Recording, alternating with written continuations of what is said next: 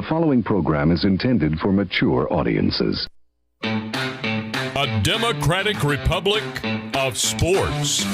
The Sportsocracy with ESPN Asheville hosts Tank Spencer and Jeremy Greene. And welcome into the Wicked Weed studio. It is a Friday morning, a very special day for me. Yes, today is my birthday. Thank you to everybody. You all have already sent me messages, so we can get that out of the way.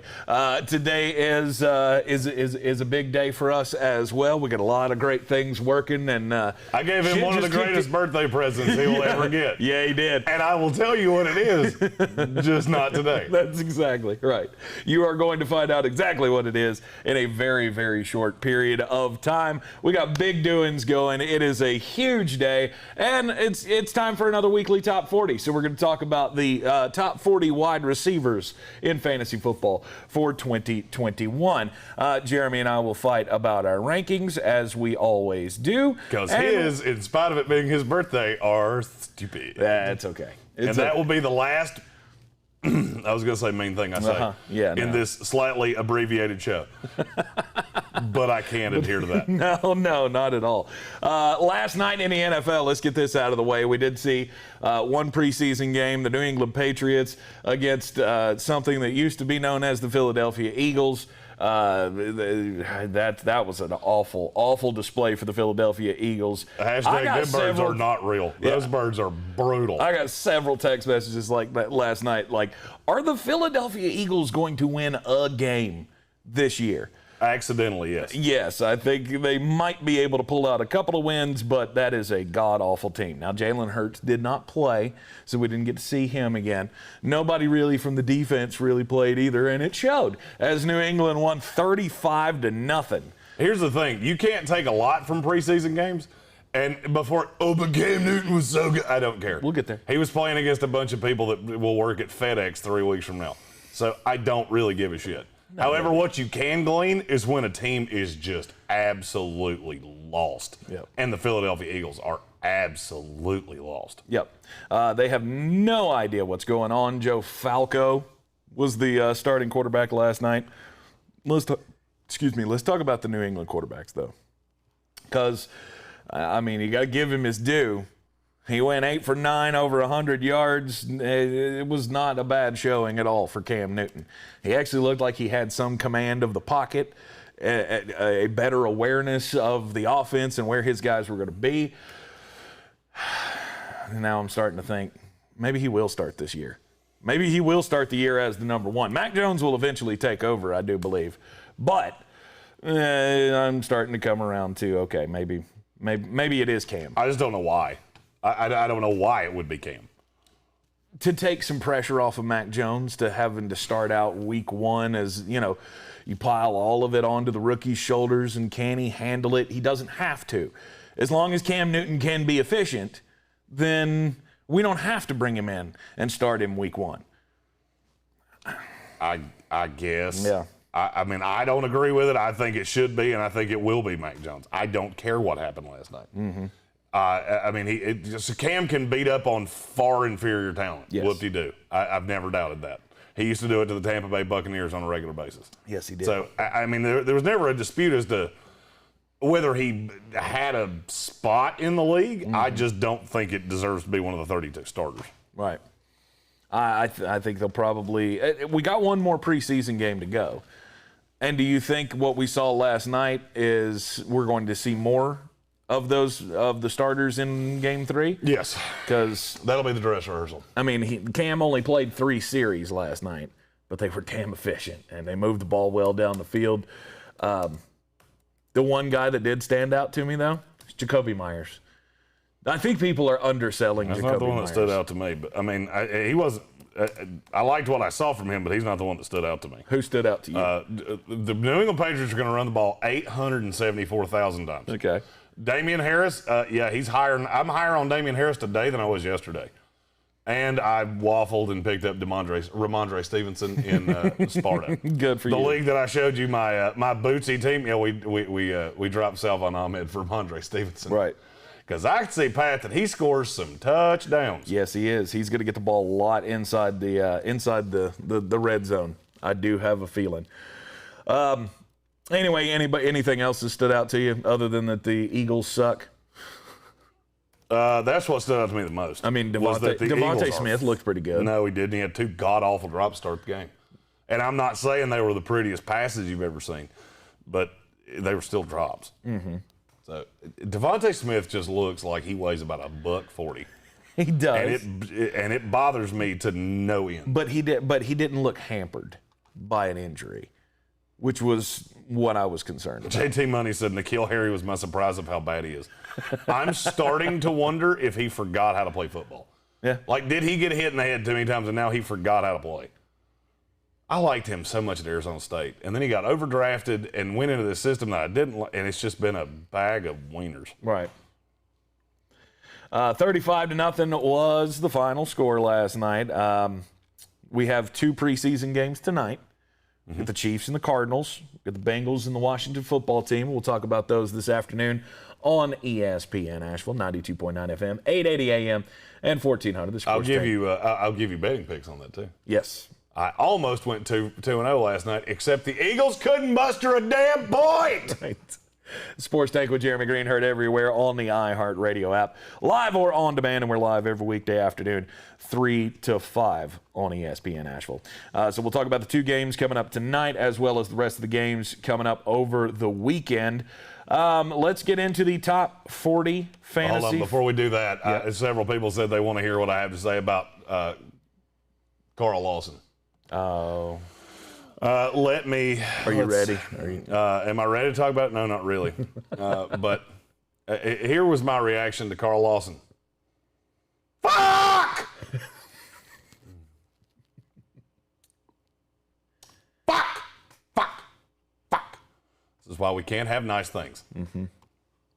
He had been destroying camp.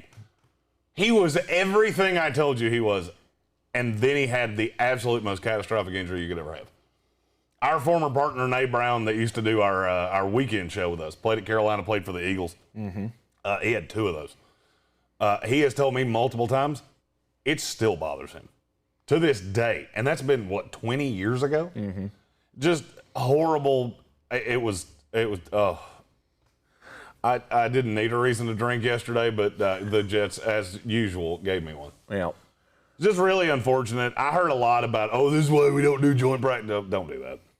That could have happened at any time. It was a fluke injury. I know somebody that was there when it happened. There was nothing nefarious to it. It had nothing to do with any of that. It was just a fluke injury. Bad shit happens, and hopefully Carl comes back better than ever. I hope so, but this is the 3rd major injury he's had now. Well, he's had 2 ACLs and an Achilles. Right. But I got news for you.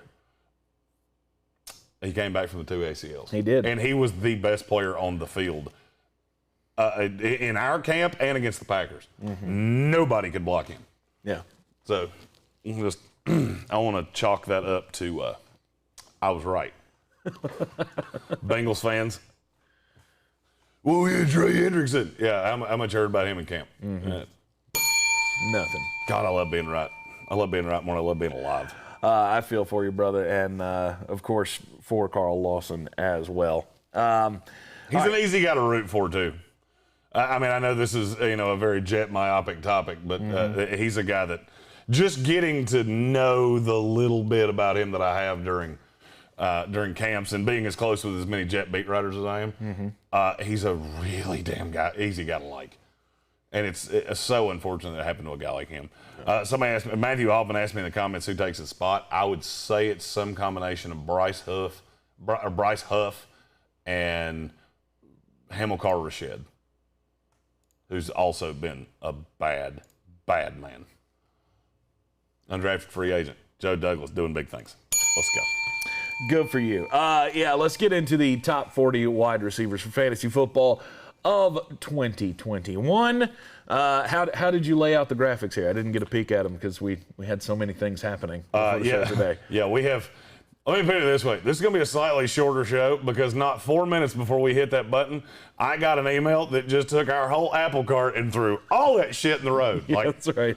So Monday will most likely be recorded. Yes. Both shows because we will not be here. So The morning show is going to be recorded anyway, but now we may have to. Now it may be all the things. Right. So, how did you lay out the graphic? We Is it just top 40 for both of us. Just the you top got 40. one, Okay. I got one. I didn't know if you broke it down into sections like we had done before, or No, what. it's just top 40. Just top 40. All right. Starting at the bottom. We'll start with yours. Since you said starting with the bottom.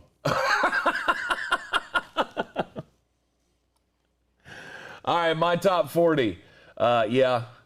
Devonte Adams, to me, he has to be the no doubt. I thought you said one. starting at the bottom. Well, you flashed the whole screen up there, and I didn't want the first word to come out of my mouth to be Will Fuller. Well, okay. Just looking at the top, I mean, you got Devonte Adams, DeAndre Hopkins, Stephon Diggs, Tyreek Hill, Calvin Ridley. Those are my top 5. That's the same. That's 4 of the same 5 I have, and I don't think we have one guy in the same spot. Okay. Because Devonte Adams is not my one. He's not your one? No. He's not my one. Really? I think the addition of Randall Cobb is going to affect his overall numbers more than people think. Okay. Because Tunyon's going to get his. Mm-hmm. He's going to regress in touchdowns. Yes. But I think he's going to take a step forward in targets, catches. I can't believe I'm about to say this out loud. I actually do believe Devin Funchess is going to be the 2, and I think he's going to have a legitimate role. You still got Lazard. You've still got Equinemius St. Brown. You've still got Marquez Valdez-Scantling. I have knocked Devonte Adams, and he's been my one the entire time. Yeah. He is not anymore. Yeah. I am carrying over from last year. The Aaron Rodgers Fuck You Tour Part 1 went pretty well. I think Part 2 is going to be maybe not just as Part 2 is good. going to be aggressive. I mean, it's hard to demand 48 touchdowns again from your quarterback, but I think it's going to be somewhere in that ballpark. All right, let's look at the bottom of the rankings. I had to put Will Fuller in there at number 40. Will Fuller's not my top 60, just so we're clear. And see, I don't understand that. Well, he's going to miss 6 games. So I understand. How many games did he miss last year? 6 games. I'll save that for you. 6 games, and he was still a top 30 wide receiver last year. I get 32 that he's in PPR. I and get he missed that 5 games, not 6. He played 11 games. The way it'll even out this year, he will miss the same. He will play the same amount of games this year as he did last year. And he also has a drastic drop off at quarterback. Yes. And the weapons around him are drastically better. Okay. Drastically better? Name me a receiver not named Brandon Cooks that plays for the Houston Texans. Well, Brandon Cooks is the one that I think everybody in Miami is drastically better than him. I would say I think he's better than everybody. He and Jalen Waddle are damn close to each other. And then my 3 is Devontae Parker, and I get and you go what? Kiki Cutie, Jordan Akins, Right. Yeah, I'm good. I don't buy Will Fuller. I'm not. It's not that I don't buy him. Drafting him to me is stupid. Well, It is dumb to draft Will Fuller because you're setting a roster spot on fire for 6 weeks. I have no interest in. I'll do it for Michael Thomas by the way, you have Michael Thomas way ahead of where I do. He's at 15 for you. He's at 35 for me. which I don't understand. Because he's gonna miss games. Okay, he misses 3 games. He could miss 8 games. He could miss 8 games, but what we're hearing right now is no. He probably will be back in 3 or 4 weeks within the start of the season. So to me, I just can't jump off of the Michael Thomas bandwagon. Because I think given a full season, he played, 7 games last year? And I get that it wasn't the greatest output. He didn't score a touchdown last year. But he had some pretty decent games. And most of those were with Taysom Hill as his quarterback. If he's not going to get Taysom Hill, he's going to get the better quarterback in Jameis Winston. We think. I think. But even so, in the 4 games that he played with Taysom Hill as the quarterback last year, 2 of them he went over 100 yards. Mm-hmm. 1 of them he went, I think it was right at 80 yards. and he got at least 6 catches in all of those games. I'll be honest with you. If Michael Thomas wasn't Michael Thomas, he wouldn't be in my top 40 because I don't know how many games he's going to miss. Will Fuller is not Michael Thomas, so he was an afterthought for me. He wasn't even in my others receiving votes. And I think that's misguided because he is a big home run threat, and he's going to have a large role in that Miami offense. I believe in the turnaround. Will Fuller or Jalen Waddle? I'd say it was Jalen. Name me a team that's ever had 2 of them. That's what they do. Exclusively, that's what they do. Will Fuller's not a great route runner. Waddle's slightly better than him. Okay. You already have a deep threat, and it's a guy that you're heavily invested in. Okay. Mike Williams, Antonio Brown, Michael Pittman, Laviska Shenault, Jerry Judy. That's my 35 I have through some 40. of those guys. You're too high on Antonio Brown, and the fact that you do not have Elijah Moore on this list is stupid.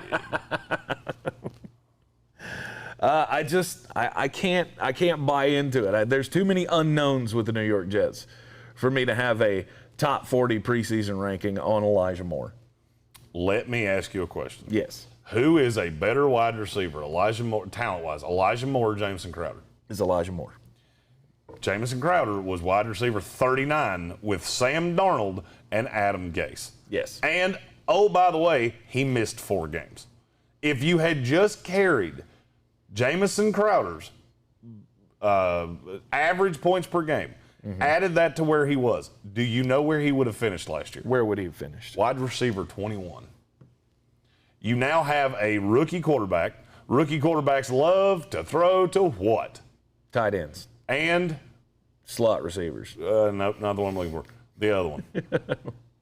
Running backs. Running backs. The Jets have 1 running back that can catch and 1 tight end that might be a half-ass wide receiver. Yeah. But that's not who's going to start. Tyler Kroft's going to start. He's a blocking guy. And what does that tell me? That gravy's going to spill over on somebody's taters that it's easy to get the ball to, and Elijah Moore is that guy. Yeah. By the way, look at the San Francisco offense. They ran 2 slot receivers all the time. And Ayuk was pretty damn good, and Debo was pretty damn good when he was healthy. Yes, he was. Speaking of Debo, Debo is my number 34 wide receiver. Then I got Brandon Cooks, Juju Smith-Schuster, Robbie Anderson, and Jamar Chase. 30 through 35. Do you have big qualms with any of those? Say that one more time. My 30 through 35. Do you have any qualms with those? Am I too low on Robbie Anderson at 31? Yes. 100% you're too low on Robbie Anderson. Robbie Anderson's a guy you and I are going to fight about all fucking year long. And we're not going to fight about it. I think he's fine. I just don't think he's a top 25 wide receiver. Where did he finish last year? With Teddy Bridgewater as his quarterback. I don't know, 30? 19. Damn. I didn't even realize He was that. 19, DJ Moore was 25, Curtis Samuel was 24. This is a pass-happy offense. Yeah. And now you have a much better passer than you did. Is he going to turn the ball over? Sure. If I had to bet my house, would I say Sam Darnold has more yardage than Teddy Bridgewater and P.J. Walker combined for last year? Yes, I do. I like it. And hopefully way more touchdowns. To be honest with you, the number 1 guy that missed my list was Terrace Marshall. Really? He was my 41. And I'm kind of pissed that I didn't find a way to get him in there. It's just once I got to the bottom of the 30s, I was like, shit. There are a lot of damn good receivers that I'm leaving off here. Right. Mike Williams is, by the way, a guy that you had on there that I have absolutely no interest in. None. Josh Palmer. Hashtag Team Josh Palmer. You're hot and heavy on these rookies, man. Mike Williams, to me, is he's got good value. And if he can stay healthy and he stays on the field, I think he's going to rack up a lot of points this year, more than people expect that he's going to. Laviska Shenault at 36. I struggled with Jacksonville wide receivers and where to put them on this list. DJ Shark is going to be the guy left out, I have a feeling. I didn't even think about DJ Shark, honestly. Yeah. I really didn't. He was in my others receiving votes category. I've got them both right there sorted together, but I think Laviska will crack into the top 40. Brandon Cooks has value, and I still don't understand. I know everybody is out on Houston and what's going on down there, but you have to remember that Tyrod Taylor is not a horrible quarterback. Tyrod Taylor's, I believe, still pretty good. What happened? Mike Richards just fired himself as the host of Jeopardy. Really? Mm-hmm. Interesting. Hired himself, fired himself. And he's going out to get Aaron Rodgers. And the Green Bay Packers That's the reason I season brought just that collapsed. up. Is that I guarantee you somebody's going to bring that up. Yeah. Not somebody here, because we have smart people that watch our show, but they're dum-dums all over the place. Evan Doyle said +3. Evan Doyle. What did he say? He said, "Did I miss the Kadarius Toney take?" We said top 40 receivers, not 400, not top 400. Yeah, no, he is nowhere close to being considered for this list. Zach Anderson, one of our favorite Chargers fans, just said Josh Palmer made a glass Mike Williams. Josh Palmer's another guy that I really wanted to put on this list, and I could not find a way to do it because I could not figure out who I was going to leave off. Mm-hmm. Jerry Judy, I've got him at Alex 35. Sanders said it too. Sorry, you had. I've got like 19 things happening over here, so if I just look like I go completely, that's because I probably did. I got Jerry Judy at 35, Deebo Samuel at 34. Between those two, do you expect Jerry Judy to have a better season than Deebo? I do, because I don't have Cortland Sutton in my top 40. Really? I didn't even consider him. I think the knee's going to be a problem. I disagree with that. I have him at 29. There's just no way that I could leave him out. Looking at your list, there's not one guy behind him that I wouldn't rather have than him, except maybe Mike Williams. Oh, and Will Fuller. And Antonio Brown. Oh, yeah, your list sucks. Damn it. So that's going to be nice at your birthday. Shit. You've got Cortland Sutton way too high. Cortland Sutton's way too high. Way too high. With that bulky knee, good God, you got him as a high-end wide receiver 3. No shot in hell. He wouldn't be a high-end wide receiver 3 on a YMCA team, based on what I've seen. He just looks decrepit. He can't run. Okay. And he's still got time to recover, and I think he's still going to be the number one in that offense. I don't. It's Jerry Judy. Jerry Judy's the number one in that offense. Not close. No offense to two. And I'll be honest with you, I'm not sure that I won't have KJ Hamler ahead of Cortland Sutton. Yeah. And I loved Cortland Sutton. But I don't know if he got his I don't know if he went to some third world country to get his procedure done. I do not know what has happened. That knee is picked up. Yeah. I've got the Cincinnati receivers grouped together, T. Higgins and Jamar Chase. You're too low on Jamar Chase. By the way, you don't have Michael Gallup in here. Rob Johnson +2 for noticing that. Rob Johnson is cutting your list apart like a surgeon putting a new nose on somebody. I have Michael Gallup in mind. Just throwing that out there. Yeah. He's my 41 if it matters to you. What?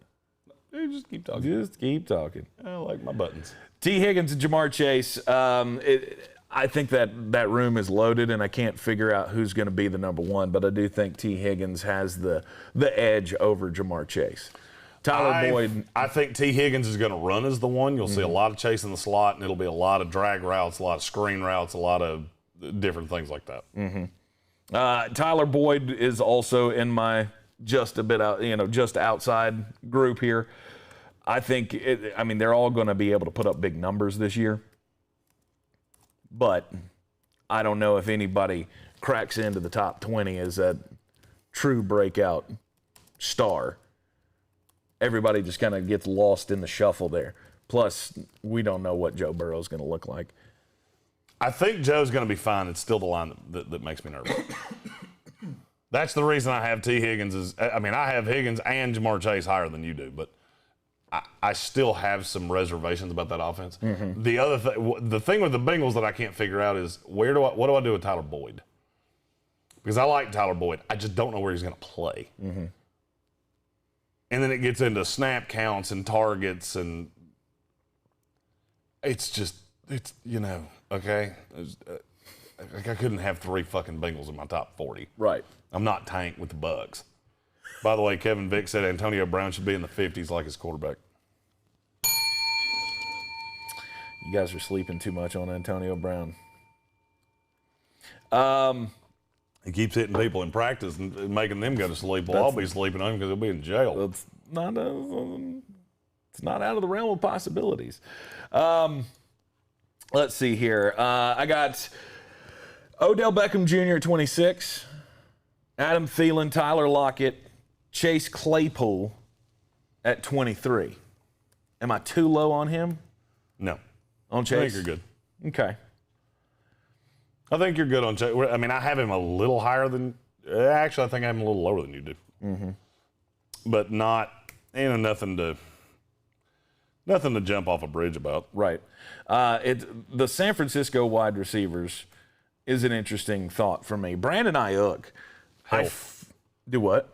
Health. Yeah, I mean, health is obviously the number one key here, but I have him at 22, and I want to say he can do better than that. He can finish the year better than that if he can stay on the field. He can. Because I believe in the quarterback talent that they have, and I don't care which one it is, really.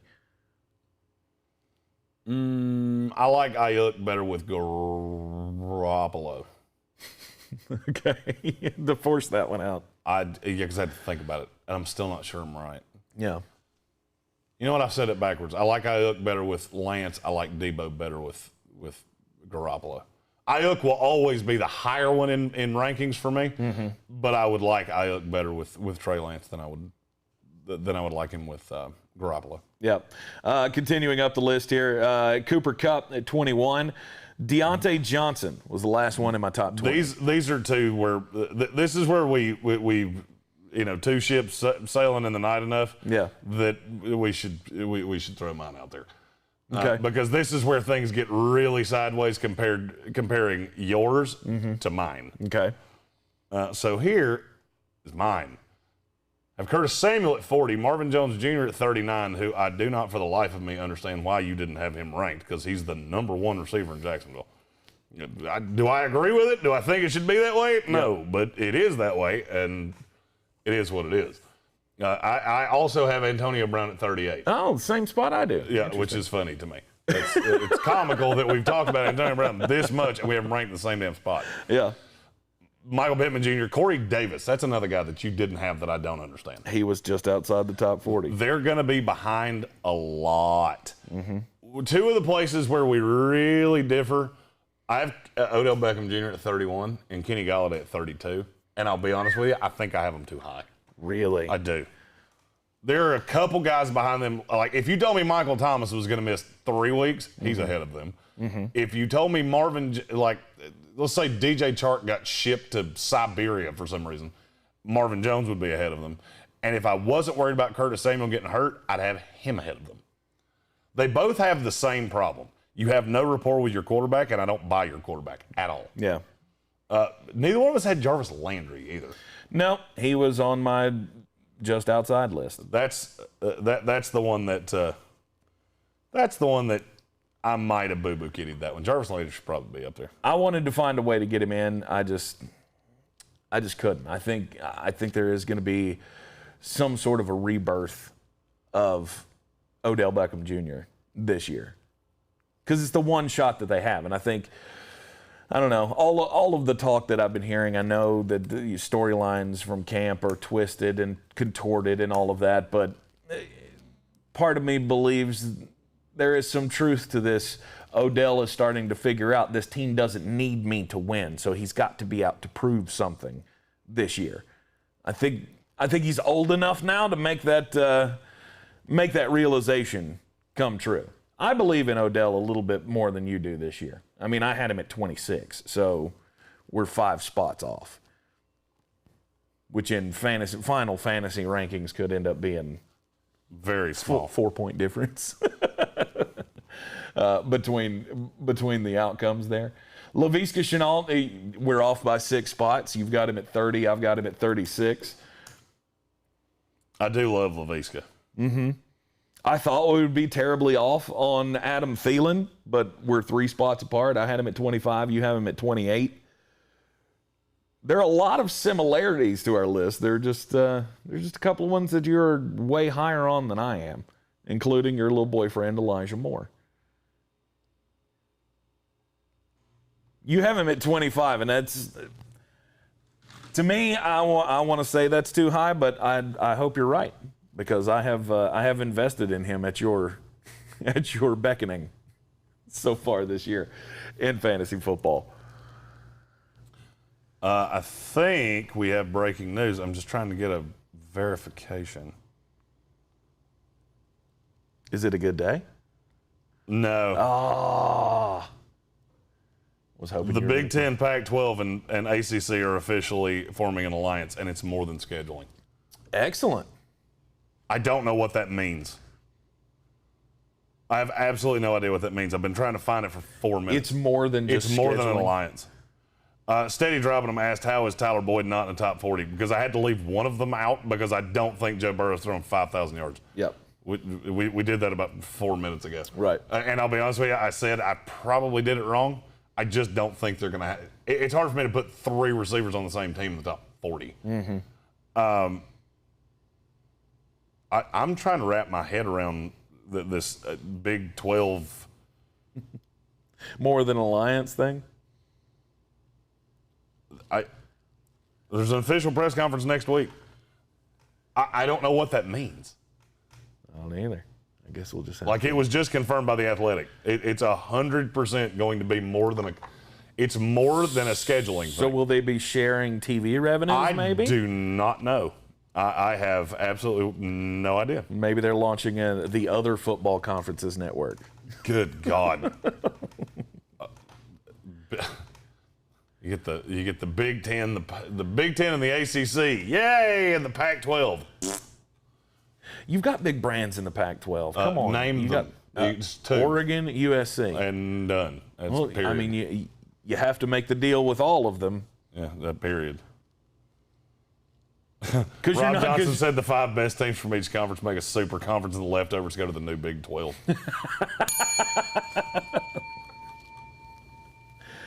Wow, that's a big old biggin. I don't really know what to do with that. Well, we'll have more on that on the ESPN show. Yeah, we'll gather more information on that and discuss it further this afternoon. There are so many things happening on my computer right now that I'm afraid it's going to burst into flames. I've gotten 11 emails since we've been on air, if that tells you anything. Nice. Let's keep rolling through the top 40 wide receivers here, though. Flash your list back up there. Tyler Lockett at 24. And I think I have him too high. I don't know. With the new offense that they're going to have, I just think Dwayne Eskridge is going to cut into him. Nothing's cutting into DK Metcalf because he's such a matchup nightmare. Yes. But I think this is the floor. Where I have Tyler Lockett in the exact same spot at 24. I think this is the floor for him. I don't see him not being that good if they are going to let Russ cook like they did. By the way, we have like 4 guys that are in the same spot, and I am second guessing my ranking on all 4 of them. Well, you should be. That's not ironic, I don't think. God, I'm looking at some of the guys behind Tyler Lockett. God, there's several that I like better, but I think Tyler Lockett's going to be one of those that the law of averages works out for him. He plays 17 games, and it's just going to be it's just going to be what it is. He's going to be a guy that throws up 8s for you every once in a while, but he'll have those big weeks that wins you weeks. Yep. JT Money, did I install Linux with the double middle finger? Currently, no. But Google, I have to say this with my face on screen. Google Chrome sucks now. I don't know why, but all of a sudden it just sucks big monkey wieners, and I don't like it at all. I've bitched about Chrome 4 separate times this morning, and we've only been here for like 2 hours. Yep. I don't know what happened in the last few days, but it's been doing the same thing to me as well. It sucks goat scrotums. Page unresponsives, and would you like to shut these down, or would you like to wait for us to catch up? Well, since I'm doing a friggin' radio show, I'm going to need you to keep that information up on my screen. please. It has been quite the pain in the ass. Let's see, Cooper Kupp. Deontay, where did you have Deontay Johnson on your list? I had him at 20. Yeah, I have him higher than you. I have Deontay Johnson at 15. You think he's clear-cut the number one guy? Yes. From a fantasy perspective, yes. Yeah. Because he's the guy he's the guy that I think is Ben proof. Like, even if something happens to Ben, I don't think it matters. If you tell me it was Dwayne Haskins, if let's say that happened, just because everybody talks about Ben being so injury prone, and in spite of the fact he's 7 years younger than your quarterback, he's somehow old. Yep. Wrap your brain around that. But I would, Juju Smith-Schuster would fall out of he'd probably fall out of my top 40. Claypool would fall from, I got him at 19.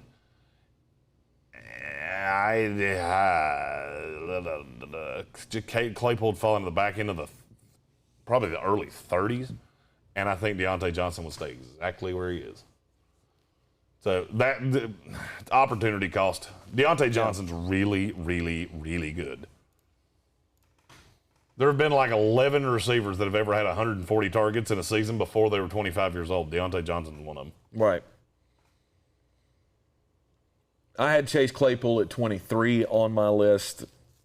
Deontay Johnson at 20. So we're not too far removed. We both got them. We both got them at least lumped together within 4 picks of each other, or 4 placements with each other. Brandon Ayuk in the top 20. You said you like him more with Jimmy Garoppolo? No, I would like Ayuk better with Trey Lance. I like Debo better with Garoppolo. I think they're gonna try to push the ball down the field a little bit more this year, just because they're not as strapped injury wise. And I agree with you.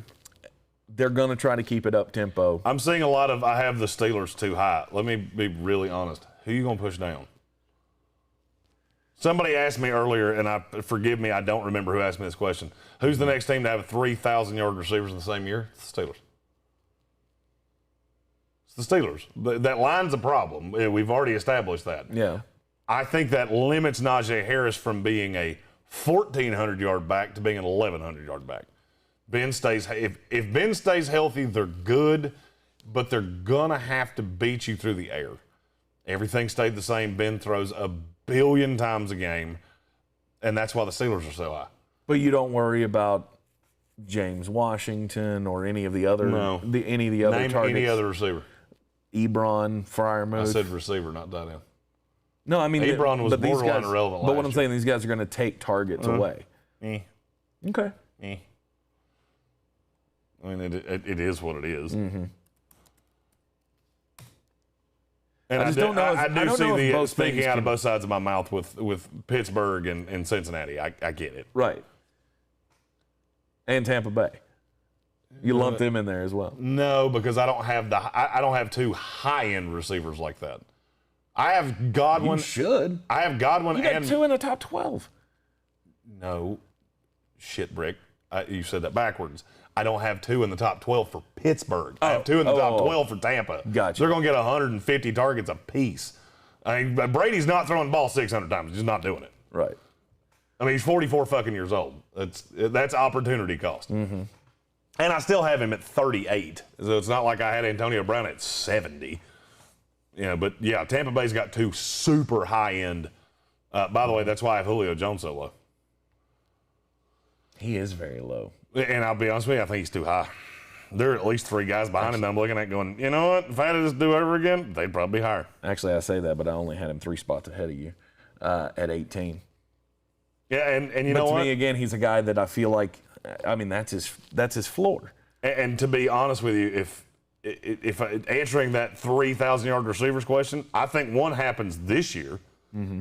And I would say it's probably one of the 3 Rob Johnson just said, the Bengals, Steelers, the Cowboys.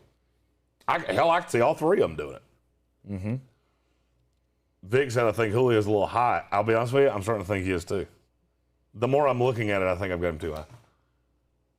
I haven't had to really deep dive on Julio because I'm getting him nowhere. Because people are taking him at 14 among receivers. Right. I mean, when he's healthy, he's a 1,000-yard receiver. I don't know that he's going to be. I don't know that he's going to be either in this Tennessee offense. But what I can see is a boost in his touchdowns. I don't know that I agree with you. Look, in close, it's going to Derrick Henry. He's never in his life had a running back that stole touchdowns that way. Right. And he's had some bootsy years touchdown-wise. Right.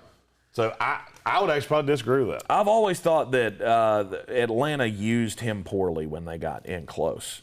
Remember that one year where he didn't have a target in the red zone for like 8 weeks of the season? This was under Dan Quinn years ago.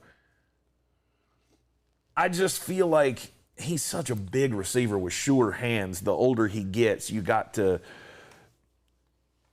I guess, limit his length on the field, if that makes any sense. So once the field gets shorter, I think he'll start seeing a lot more targets. Pitwinkle, first of all, new name. We're like an AA meeting here, so welcome. Hi, Pitwinkle. He asked, can you explain why Jerry Judy said low given the situation in Denver? Quarterback. Yeah, that's what I would say. I mean, well, there's two. It's a mixture of two things. It's quarterback, and I think they're going to run the ball a shitload. You invested heavily in Javonte Williams. So, to me, we were talking about teams that could have 3 receivers in the top 40. Denver ain't one of them. Right. And I like Hamler, and a lot of people like Cortland. That's one of the reasons I'm so low on Cortland Sutton. Oh, Pitwinkle is Harvey. Oh, yeah. Okay. Yeah. All right. If you need NFL games, that's the man to talk to. Exactly. We have it, and it is lovely. It's been great during the preseason. I get to see every preseason game live. Oh, I love it. I love. Have you gone down that rabbit hole yet? What? Searching out what network it's on, because we get a bajillion local network feeds. I have and not. Watching the preseason games live? I have not. I just watched it on NFL Network last night. They had the Philadelphia local broadcast. Yeah, but so they don't play all the games live. So like Saturday when there's 10 games, I think. Yeah. You can watch all of it, no matter who your team is, you can watch it live. Oh, yeah. Through that. Yeah, as opposed to paying the $174,000 for Sunday ticket and right. And that stupid, was it preseason pass? Yeah, Game Pass. That sucks. I did that one. It's a waste of money. It's a waste of money. And it looks like dickhole too. Just to watch it on my computer. Just hit us up in the comments and we'll tell you. We'll tell you how to do it. Especially if you pull for a team that's out of your market. Right. Well, like we do. Watching Tampa Bay games on WFLA, the local TV station out of Tampa it's quite nice, and I like having that at my disposal. Anyhow, back to the wide receivers list. What were we talking about? Oh, Jerry Judy. That was the question, was Jerry Judy why? To me, it's quarterback. It's very, very simple. It's not that I don't believe in the talent. It's just, I didn't see a whole lot out of him last year that made me think that he's going to be a top 10, top 15 wide receiver anytime soon. I'm not saying it can't happen, but he's going to need a quarterback. Jerry Judy. I like Judy. I like the talent. The drops make me a little nervous. Mm-hmm. The drops make me nervous. Noah Fant makes me nervous. KJ Hamler makes me nervous. Melvin Gordon, Javonte Williams make me nervous. Mm-hmm. I would like to have Jerry Judy higher on the list. I would too. I just don't know that I could. I don't know that I could get there. I think we both had him at 35. I don't remember where I had him. You had him somewhere in that neighborhood. 34. 34. All right. So we were one spot off from each other. Top 20. Brandon Ayuk, Chase Claypool, DJ Moore, Robert Woods, Amari Cooper, 16 through 20 for you. Compared to mine, it's Amari Cooper, Robert Woods, Julio Jones, DJ Moore, Deontay Johnson. We're pretty close on all We're of that. pretty much in lockstep there. Yeah. It's that top 10 where things get a little squirrely. Well, at 15, I had Michael Thomas. I'm just not ready to give up on it, and I don't care. I think if he comes back and he only misses 3 games with Jameis Winston, I think he's going to be phenomenal. Remember, Jameis Winston did have 2 top 10 receivers when he was in Tampa Bay. Fantasy-wise, he churned out 2 top 10 receivers. His guy that was closest to the Michael Thomas role in that offense was Chris Godwin, who was number 2. his last year in Tampa Bay as the quarterback. So I think Jameis is going to be just fine. And as I said before, Taysom Hill, they played 4 games together last year, and Michael Thomas averaged pretty damn near close to 100 yards a game. It was just they didn't get into the end zone, and I don't think that's going to happen again. Michael Thomas is 1 year removed being the far and away number 1 wide receiver in the NFL. I can't drop him too terribly low, especially if I believe he's going to be back earlier than the timeline said for his injury. I got Mike Evans at 14, Chris Godwin at 13. I couldn't split them up because I'm unsure of whether or not they're both going to. I mean, I'm pretty sure they're both going to be solidly in the top 17. Evans is the touchdown maker to me. I have Godwin a little lower than you do. Or no, I have Godwin a spot ahead of you, and then I got Mike Evans several spots ahead of you. Yep. In the top 15, that becomes a drastic difference. I have said You're I feel drunk on Keenan Allen, by the way. Why? I don't remember exactly where I had him. You had him at 11. I have him at 14. God, I shouldn't. He's still the 3 in a receivers prolific, behind him should be ahead of him. He's in a prolific passing offense, and he is no doubt the guy. I don't know that he's no doubt the guy. You think Josh Palmer's going to come in here and take the majority of the targets? Everything that's not the majority, no. But think about so this is going to be a de facto version of that Saints offense. We've heard time and time and time again that Keenan Allen is not going to run that Michael Thomas. He's not going to play the Michael Thomas role. I have heard that, yes. And who is? Josh Palmer. The guy that just gets funneled targets. And here's the other thing that makes me nervous about that. Where did Michael Thomas play all the time? In the slot. If Keenan Allen's not playing in the slot, he's not my top 20. It's Adam Thielen all over again. You're playing him out of position. Okay. So I've got Keenan Allen too. He should be 3. I should have Deontay Johnson, Cooper, and Woods, and it would be close as hell with DJ Moore over him. It's another guy that I get nowhere because people take him too high, and for me, it's in drafts. It tends to go Allen Robinson, Chris Godwin, Keenan Allen, Amari Cooper, Robert Woods, and I'm like, one of those things is not like the others. There's not a lot of big play potential in Keenan Allen. It's all volume, and we've been told multiple times that volume role in this offense is going to Josh Palmer. Those two things scare the heebie-jeebies out of me. Plus, every time the wind blows, something on him breaks. I don't know. I mean, here's the thing. Who do you trust more? Do you trust the guy who catches damn near 70% of his balls, or do you trust a rookie to get the most of the targets? But it's opportunity cost to me. Anything that tells me Keenan Allen's going to play even a vaguely significant role out of the slot, I'm out. I'm out.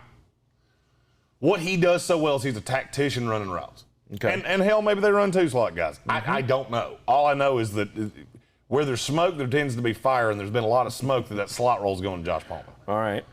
So that's where I'm at with that. I mean, and like I said, there's not a huge difference, but there's up there, that's a big difference to me. Okay. Keenan Allen is my 11. Justin Jefferson's my 10. He made it into your top 5. He did, and I wanted him higher. Whew. I'll be honest with you, I wanted him higher. I just couldn't find a way to do it. I thought I was in love with him. Yeah, I was very wrong on Justin Jefferson, and there's no but on the end of that, Jonathan Welch. Right. He said I can never admit when I'm wrong. I say I was wrong, and then I go, but that's usually an explanation of why I was wrong. Not me saying, well, I was less wrong. No, I was wrong on Justin Jefferson. Yeah. And he belongs in the top 5 to me. That's one of the guys that I think you were the most off on. Justin Jefferson could be the number 1 receiver in fantasy football, fact or fiction. Could be, but I still believe in Adam Thielen. I still believe that this is going to be, I get it. At Justin Jefferson, he finished as the number 6 wide receiver last year in fantasy football, and I won't be surprised if he does again. I have a hard time putting him, no doubt, ahead of other guys who I think might be in better situations. I think that's what that all came down to me as. I mean, him and CeeDee Lamb are right there together for me. And I see them sort of similar. Like, I think they are the young guys who are no doubt the ones, but they still have veterans that are going to get a lot of targets behind them. Yeah, so to me, it's mitigated a little bit on, yes, do I believe he can be a number one, no doubt number one wide receiver in fantasy football? Sure, with the greatest season ever. I don't know that I expect him to have as great of a year this year as he did last year. Allen Robinson's my 9 because he's no doubt the number one in Chicago. And I don't care who's throwing to him because you know why? I do care who's It's throwing never to him. mattered.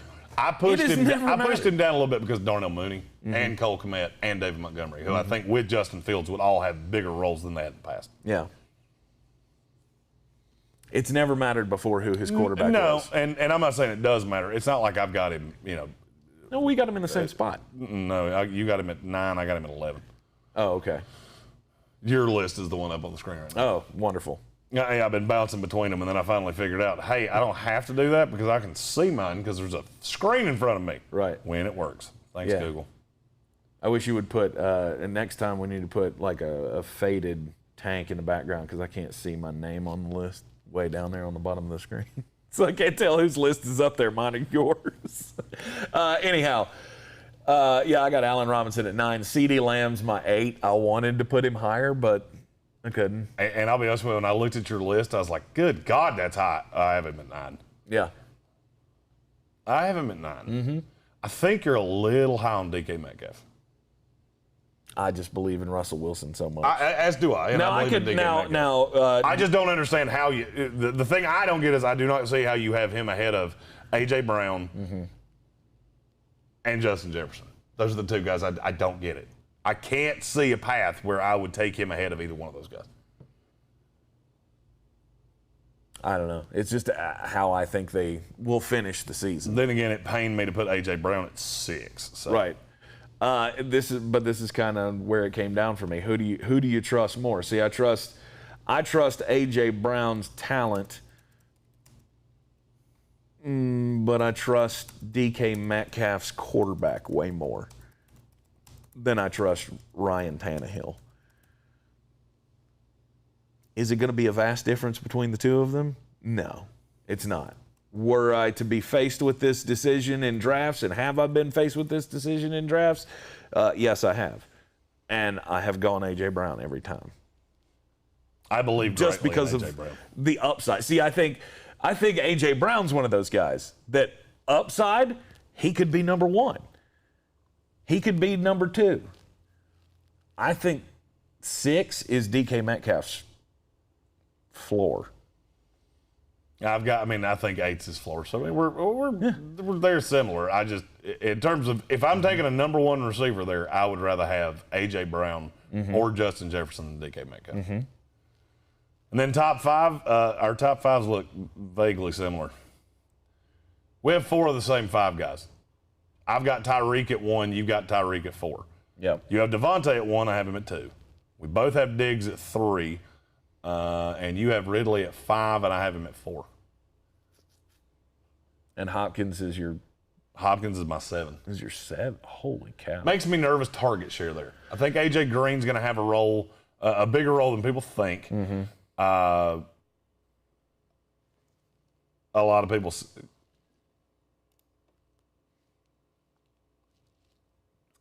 A.J. Brown can 100% be a 1. I don't care if Derrick Henry, Derek Nottie, yes, Derek Johnson. I don't give a damn who's there. A.J. Brown is every season is a good season for A.J. Brown as the number 1 wide receiver in football season. Yes.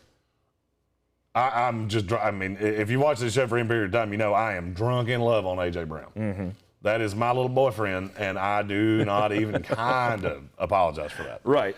The guy that I can't find a definitive on him is Calvin Ridley. I think I've both been too high and too low on Calvin Ridley in the same offseason. Okay. I think now I might be too high on him because I've got him ahead of Jefferson and Metcalf and A.J. Brown. And I don't know that that's right. I think it is because of opportunity. Kyle Pitts is going to take more than you think. Yeah, but you see Kyle Pitts getting more run than Julio Jones? Is he going to get more targets than Adam Thielen or Amari Cooper or any of those guys? I have a hard time believing that. To me, Calvin Ridley is far and away the number one guy in his offense, and he could get 160 targets this year. Well, here's the thing. How many targets did Julio have last year during Calvin's breakout year? Well, he only played 9 games. 9 games. Yeah, so he had, 8 targets a game, something like that. Your math's pretty close. 68. 72? 68. Yeah. Yeah. That's a lot, and he was hobbled through several of those games. Yes, he was. Yeah, Kyle Pitts could be double that. Okay. Just because he plays more games? Yes. Okay. I mean, and you're probably right. Mike Davis is going to have more of a role. They didn't really have anybody out of the backfield that could. They didn't really have anybody that could catch balls out of the backfield. It's one of the reasons I like Mike Davis so much. I think he's going to be a PPR monster. He only started 12 games for Carolina. He was an RB1. And you got him for 0. Yes. Adam Black said Ridley will be double covered, something stupid. I agree. I would agree with that, except for the fact there's going to be a 6'6" monster on the other side. Mm-hmm. And if you leave him in single coverage, he's going to demolish you. That's what's actually changed my mind on Ridley. Mm-hmm. I could see a path where you have to shield the safety over the top on Kyle Pitts because he's such a matchup disaster. Mm-hmm.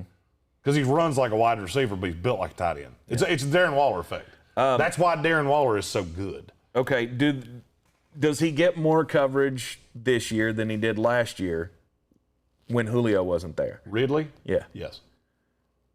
So in every game they're going to cover him way more, even though Julio wasn't there last year. He'll be covered differently because you've seen what he can do. Now you're game planning for him, and I'm going to be really honest with you. I think the offense that Tennessee's going to run with Arthur Smith better fits what he does than what we've seen in Atlanta. Okay. A lot of people have knocked it because he's not a great blocker, and it's because he's Whittle. Mm-hmm. But I don't think that matters. He's so talented that he's not going to come off the field. It's just not going to happen. Right. And I think Gage can take some coverage away from him. He's a guy Russell Gage is a guy that you can't just forget about him.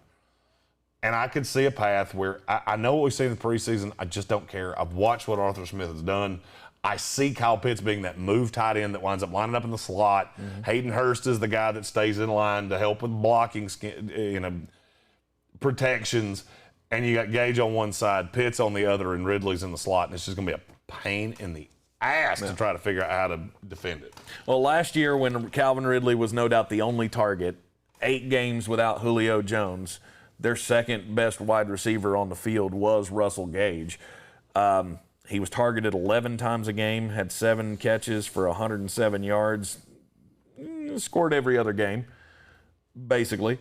Don't you shade Olamide Zacchaeus. No, he averaged 20 points per game last year without Julio Jones on the field, when the other team knew exactly where they were going with the ball every time. I'm not worried about different coverage or more coverage on Calvin Ridley. To me, that was a big question last year, was how's he going to stand up to it? Well, guess what? He stood up to it pretty damn well. And he just cooked Xavier Howard. That might be why I'm swayed a little bit. Oh, Xavier Howard and Byron Jones got a healthy dose of Calvin yesterday. And got cooked. Oh, man. I mean, just deep fried. And it's not I heard a lot of people say, it's a practice. Okay. You don't fall down very often just because you want to. Right. I mean, maybe your head's not completely in it because it is just a practice, but it looks really, really bad when you're Byron Jones and you're getting left on an out route 8 yards behind the play, it looked like. 100%. It's crazy. All right, we've got to wrap it up. We've got to attend to other things. Yes. We will be able to tell you these things next week, but you will not see us Monday morning. Yeah. We will not be in here live, and that was already planned. It appears that you're going to hear us recorded live on the ESPN show as well. So we'll probably do a fantasy football show for Monday on ESPN. Mm-hmm. That'll be the official kickoff of the competition for a cause. Those things will be put up on the Facebook page today. Apologies. When you find out what it is we've been working on the side, you'll understand why things have been pushed just a hair. Because things They escalated quickly. Yes, they did. It's exciting times, and want to invite everybody out to the birthday party tonight. We're going to be out at Silverado's in Black Mountain for the 2021 Outdoor Concert Series. Tank's 39th birthday / Warrant's going to be there too. Oh wait, I thought you were 40. No. This is my last year in my 30s. You've been 39 in my head for 3 years. I've always been told I have an old soul and a decrepit hairline. Yes, age has not treated me too well. But we roll on here, and I'm not 40 yet, God damn it. Anyhow, I hope everybody has a great weekend. We'll see you out there at Silverado's tonight for Warrant at the 2021 Outdoor Concert Series. Get your tickets at silveradoswnc.com. Tomorrow night, if 80s hair metal is not your thing, maybe, early to mid 2000s rock is, Hinder will be taking the stage tomorrow night at Silverado's. Again, get your tickets at silveradoswnc.com. This afternoon, 3 to 5 on ESPN. Hold on. Sorry, I didn't mean to cut you off. You were doing that wrap things up thing. Yeah, we can't do that. Winner of the week. Oh. So here's what we've decided with comment of the week. We hadn't figured out exactly what we were going to do. We're going to do a drawing at the end of football season. If you finish in first in comment of the week, you'll get 3 entries into the drawing. If you finish second, you get 2. You finish third, you get 1. And at the end of the year, we will draw for a badass custom helmet like the one Zach Hurst had at the draft. Those are reasonably expensive, and we do have to pay for them, even though we can get a better deal than most. Mm-hmm. And you'll be able to pick your team. You'll just have to give us a little bit of time to get them here because we got to get them from the supplier. It takes, to the best of my recollection, it takes about 2 weeks.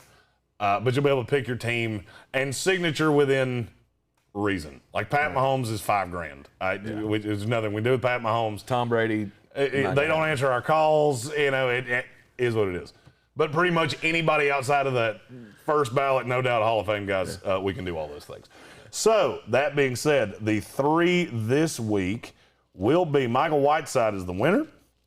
Kevin Vick is a strong second. And third will be Jonathan Welch. All right, ring it up. I'll ring it for all 3 of you. I just rang it for Kevin Vick because it's all his the rings. Fucking bell. We'll be with you this afternoon. ESPN Asheville 92.9 FM, 880 AM, and 1400 locally. Of course, it doesn't matter. You don't have to be here locally. You can hear us everywhere on the iHeartRadio app, live or on demand. And what? Pretty soon you'll be able to hear us no matter where you are, live, and see us. Big things coming.